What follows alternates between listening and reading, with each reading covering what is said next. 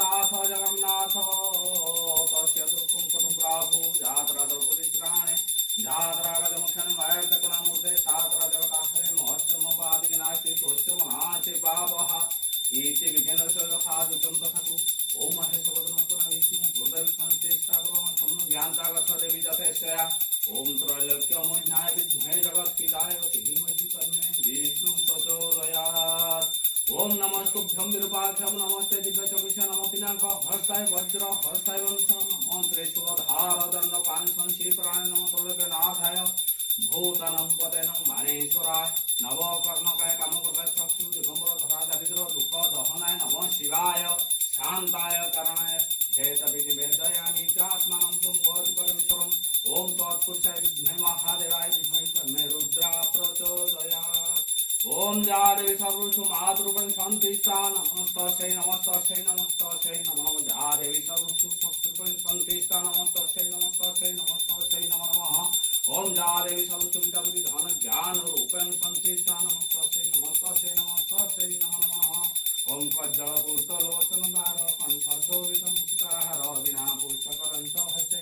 भगवती भारती देवी नमस्ते ऐले सरस्वती निर्मल वन्ने रत्न विभूषित पुण्यरत्न हरे गजमती मुकुटाह दिवमा सरस्वती मां विद्यार भंडार।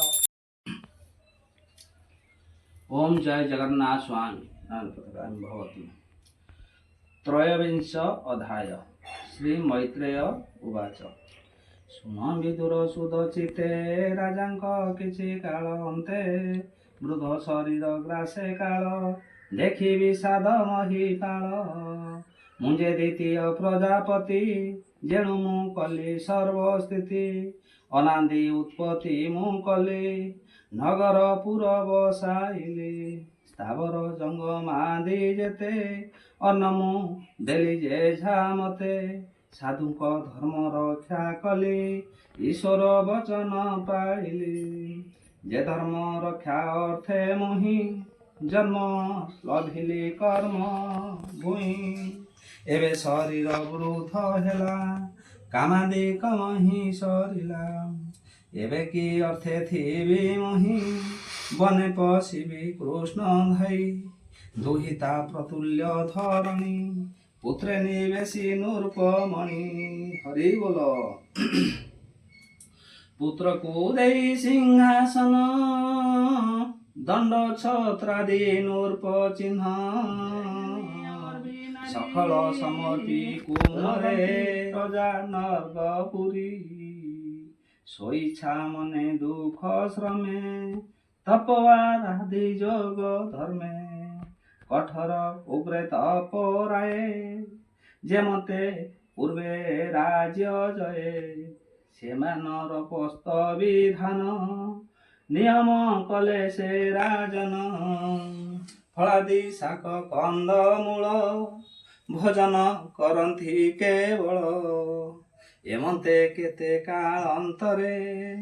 ताहाते जिले नूर्पवरे नरस पत्र भोग करी तुष्टे आनंदे प्राण धरी ताहा भकिले किछि दिन तप साधने तो मन से पत्रा शयन तेजिराए जल आहारे सुखमय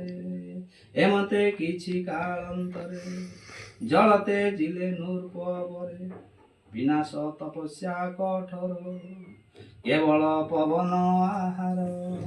पुणी निधाग काले नूर्प तपस्या कले पंच ताप से चारि पाशे अग्नि जाली मध्य बसिले निर्विचली सूर्य मंडले सृष्टि धरी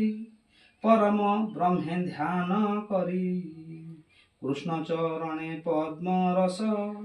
କଠୋର ତପ ବନ୍ଧୁ ବେଶ ବରଷା କାଳେ ମହିପତି ଦୁଃସହ ଜଳ ଧାଏ ଚିନ୍ତି ଶିଶିର କାଳେ ତପ କରେ ବୁଢ଼ିଆ କୃଷ୍ଣ ଶୀତ ନିରେ